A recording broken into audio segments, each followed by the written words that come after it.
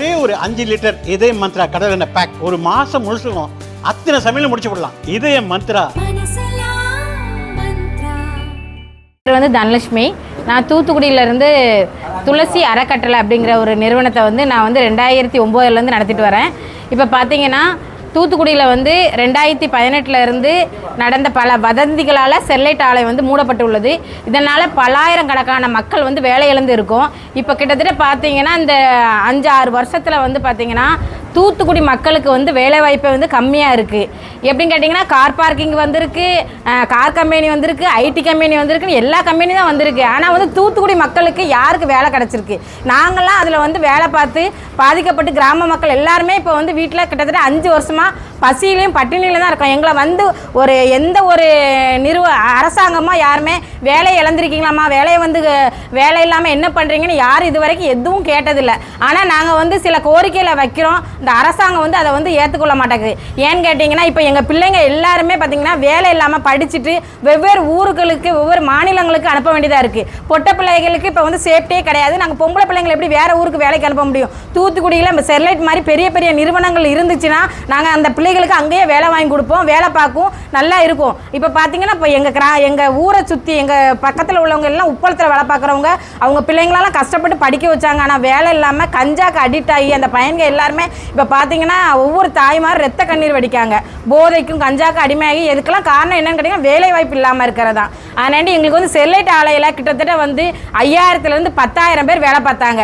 இப்போ பார்த்தீங்கன்னா அந்த கம்பெனியை மூடினாண்டி அதில் சுற்றி உள்ள கிராம மக்கள்லேருந்து எல்லாருமே பாதிக்கப்பட்டிருக்கோம். எங்களை ஏன்னு கேட்குறதுக்கு ஆளே கிடையாது, நாதி கிடையாது, அந்த மாதிரி தான் இருக்கும். ஆனால் நீங்கள் இதுவும் மேலே மேலே நீடிச்சுட்டே இருந்துச்சுன்னு சொன்னால் நாங்கள் பல கட்ட நடவடிக்கைகள் போராட்டங்கள் மூலியமாக நாங்கள் எங்கள் கருத்துக்களை எடுத்து வைப்போம். எங்களை ஒரு மனுஷங்களாவே மதிக்க மாட்டேங்களா? எதுக்கு நாங்கள் சொல்லிக்கிட்டு தான் இருக்கோம். இப்போ 13 உயிர் போனது அது எங்கள் சகோதர சகோதரிகள் தான், இல்லைன்னு நான் சொல்லலை.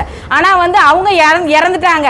ஆனால் நாங்கள் உயிரோடு இருந்து இறந்துக்கிட்டு இருக்கோம். ஒவ்வொரு நாளும் வேலை இல்லாமல், வெட்டி இல்லாமல், என் பிள்ளைங்களுக்கு வேலை இல்லாமல், சோத்து கூட இல்லாத நிலைமைக்கு ஒவ்வொரு கிராமத்துலையும் போய் பாருங்கள், பல வீடுகள் வாடகை கூட்டிருந்தாங்க, பல லாரிகள், டிராக்டர் எல்லாம் போச்சு. இப்போ கிராமமே வெறிச்சோடு இருக்குது. தெற்கு வீரபாண்டியபுரம் எல்லாம் போய் பார்த்தீங்கன்னா அவ்வளோ பேருக்கும் வேலை இல்லாமல் பசங்க எல்லாமே வேறு போதைக்கு அடிமையாகி இப்படி இருக்காங்க.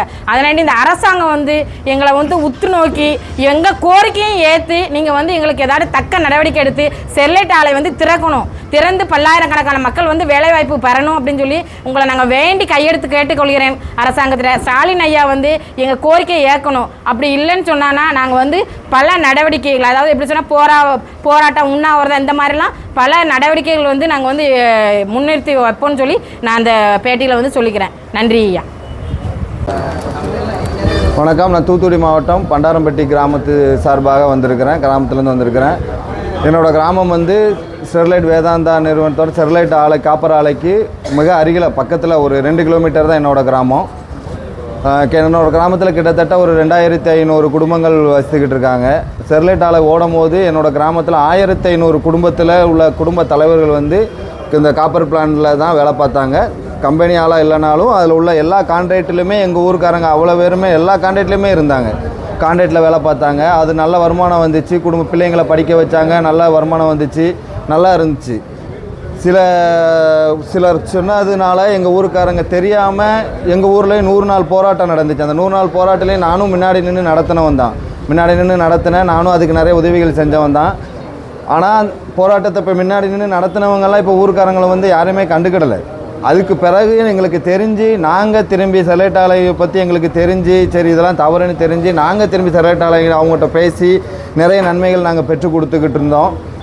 மூடின பிறகுமே ஒரு 3 வருஷமாக எங்களுக்கு நிறைய உதவிகள் செஞ்சாங்க. நாங்கள் திரும்பி போய் கேட்டோம், ஊர் மக்கள் சார்பாக கேட்டோம். நாங்கள் இப்படி அறியாமல் நாங்கள் நிறைய பேர் செஞ்சுட்டாங்க. ஆனால் எங்கள் ஊர் மக்கள்லாம் 2வது நாங்கள் வாங்கி கொடுத்த எல்லா சலுகையுமே வாங்கினாங்க. நம்ம தெரியாமல் பண்ணிட்டோம் அப்படின்னு நினச்சி வாங்கினாங்க. இப்போ ஆலை இன்னும் எங்களுக்கு ஒரு 3 வருஷமாக எல்லா திருமண உதவி, ஒரு சுஷ்டினா அதுக்கு உதவி, எல்லா உதவியுமே திரும்ப இங்கே செஞ்சாங்க. எங்கள் இளைஞர்களுக்கு நல்ல ஸ்போர்ட்ஸில் உள்ள இளைஞர்களுக்கு நிறைய விளையாட்டு போட்டிகள் நடத்தினாங்க. எங்களுக்கு ஒரு ஜிம்மு வச்சு கொடுத்துருக்குறாங்க. நாங்கள் தான் முயற்சி பண்ணி ஜிம்மு வாங்கி கொடுத்தோம். நிறைய உதவிகள் பண்ணிக்கிட்டு தான் இருந்தாங்க.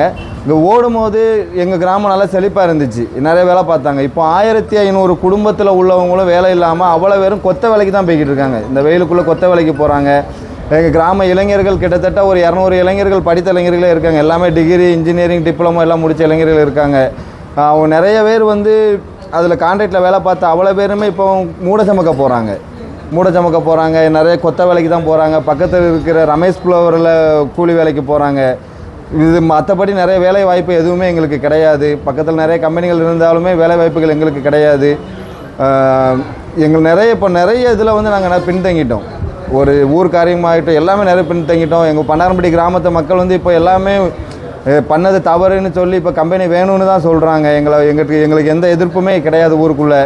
அதனால் இந்த பவர் பிளான்ட்டையும் வேதாந்தா நிறுவனத்தின் காப்பர் பிளான்ட்டையும் திறந்தால் எங்கள் ஊர் மக்கள், எங்கள் ஊரில் இருக்கிற இளைஞர்களுக்கு வேலை வாய்ப்பு கொடுக்கன்னு இப்போ உறுதி கொடுத்துருக்குறாங்க. கண்டிப்பான முறையில் படித்த இளைஞர்களுக்கு உங்கள் ஊர் மக்களுக்கு நாங்கள் வேலை வாய்ப்பு கொடுக்குறோம் அப்படின்னு சொல்லி எங்கிட்ட ரெஸ்யூம் நீங்கள் வாங்கித்தாங்க நாங்கள் கொடுக்கணும்னு சொல்கிறாங்க. ஆனால் அந்த பக்கத்தில் நீங்கள் டோபாஸ் கம்பெனி ஆரம்பிச்சிருக்கீங்க, ஃபர்னிச்சர் பார்க்கில், அப்புறம் கார் கம்பெனி, அதிலேருந்து எங்கள் ஊருக்கு வந்து ஒரு வேலை வாய்ப்பு கூட எங்கள் ஊர்க்காரங்களை வந்து நீங்கள் அணுகலையே. பக்கத்தில் தான் 2 கிலோமீட்டர் தான். இப்போ அது கம்பெனி ஆரம்பித்து வேலைக்கு ஆட்கள்லாம் வந்துக்கிட்டு தான் இருக்காங்க. எங்கள் ஊரில் இருந்து ஒரு ஆள் கூட 2 கம்பெனியில் செக்யூரிட்டி வேலைக்கு கான்ட்ராக்டில் போகிறாங்க. செக்யூரிட்டி வேலைக்கு கான்ட்ராக்டில் தான் போகிறாங்களோ இல்லையா. கம்பெனி அந்த கார் கம்பெனியில் ஒரு கம்பெனி ஸ்டாப்பு பண்டாரம்பட்டியிலேருந்து நாங்கள் இத்தனை கம்பெனி ஸ்டாப்பு நாங்கள் எடுத்துருக்குறோம் அப்படின்னு நீங்கள் சொல்லுங்கள். நான் உறுதியாக சொல்கிறேன், ஒரு கம்பெனி ஸ்டாப்பு கூட இந்த கார் கம்பெனிலேருந்து எங்கள் ஊர்லேருந்து நீ எடுக்கலை. அப்போ நீங்கள் வந்து பக்கத்தில் இந்த வேலைவாய்ப்பு இதில் 1000 பேர் 2000 பேருக்கு வேலை இருக்குதுன்னு சொல்லுறீங்க. இந்த கம்பெனியை மூடுன்னு நாங்கள் போராட்டம் பண்ணும்போது உங்களுக்கு பக்கத்தில் 2 கம்பெனி ஓப்பன் பண்ணியிருக்கோம், இதில் 1000 2000 பேருக்கு வேலை இருக்குங்க. எங்கள் ஊருக்காரங்களுக்கு யாருக்குமே அங்கே வேலை இல்லையே. மீளவிட்டான் கிராமத்துலேருந்து எத்தனை பேர் வேலை பார்க்காங்க, வீரபாண்டியபுரத்துலேருந்து சாமிநத்தம், அப்புறம் சுற்றியுள்ள ஐயாரெட்டி, சங்கரப்பேரி, புதூர் பாண்டியபுரம், நயனார்புரம், இந்த புதியமுத்தூர் சரௌண்டிங்கில் எத்தனை பேர் வேலை இத்தனை பேர்த்துக்கு ஒவ்வொரு கிராமத்துலேயும் நாங்கள் இத்தனை இளைஞர்களை நாங்களாக போய் எடுத்துருக்குறோம் வேலைக்குன்னு நீங்கள் சொல்லுங்கள், நாங்கள் ஏற்றுக்குறோம். எந்த ஒரு அறிவிப்பு சும்மா ஆன்லைனில் கொடுத்தா எல்லாத்துக்குமே தெரிஞ்சிடாது. ஊர் பக்கத்து ஊர்களுக்கு வந்து நீங்கள் ஒரு முகாம் போடுங்க. கார் கம்பெனிக்காரங்க வந்து நாங்கள் உங்கள் ஊர் பக்கத்தில் தான் கம்பெனி ஆரம்பிச்சிருக்கிறோம், நீங்கள் வாங்க, நீங்கள் ரெஸ்யூம் கொடுங்க, நாங்கள் இவ்வளோ ஒரு இன்டர்வியூ வந்து ஒரு இன்டர்வியூ வந்து அங்கே வச்சு வைக்கலாம். ஆனால் நீங்கள் எதுவுமே பண்ணலை. அப்போ எங்கள் பக்கத்து ஊருக்காரங்களுக்கு நீங்கள் அதில் வேலையும் கொடுக்கல, இருந்த வேலை பார்த்த கம்பெனியும் அடைச்சி வச்சுருக்கிறீங்க. அப்போ நாங்கள் வேலைக்கு எங்கே போகிறது? எங்கள் பசங்க படிச்சுட்டு இந்த வெயிலுக்குள்ளே கொத்த வேலை பார்த்துக்கிட்டு இருக்காங்க. இப்போ நீங்கள் நேராக வந்தால் கூட ஒரு டிகிரி முடித்த பையன் இங்கே கொத்த வேலை பார்த்துருக்கான். நாங்கள் வரும்போது அவன் டிகிரி முடிச்சிருக்கான், இதில் தான் கொத்த வேலை பார்த்துக்கிட்டு இருக்கான். நீங்கள் நேராக வாங்க, அவனை விட்றான், செங்கல் சமைக்கிறது உங்களுக்கு தெரியும். அவன் ஏன் கொத்த வேலைக்கு போகணும்? இந்த கம்பெனி திறந்துருந்து இப்போ இல்லைனா கார் கம்பெனியில் அவனுக்கு வேலை கொடுத்துருக்கலாமே. இந்த கம்பெனி திறந்தா எங்களுக்கு அவங்க எங்கிட்ட நீங்கள் ரெஸ்யூம் வாங்கி தாங்க, அவங்க ஊருக்காரங்க எத்தனை படித்த இளைஞர்கள் தான் நாங்கள் உங்களை வேலைக்கு சேர்க்குறோங்கிறாங்க.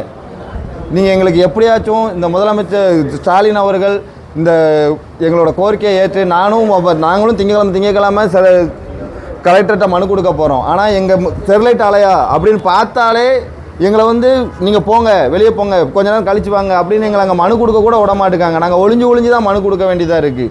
அப்போ நாங்கள் எங்கள் கோரிக்கையை எப்படி வைக்கிறது? நீங்கள் வந்து ஏதாவது ஒரு முடிவெடுத்து எங்களுக்கு இந்த 2 ஆலையையும் நீங்கள் திறக்கிறதுக்கு ஒரு வழி பண்ணணும்.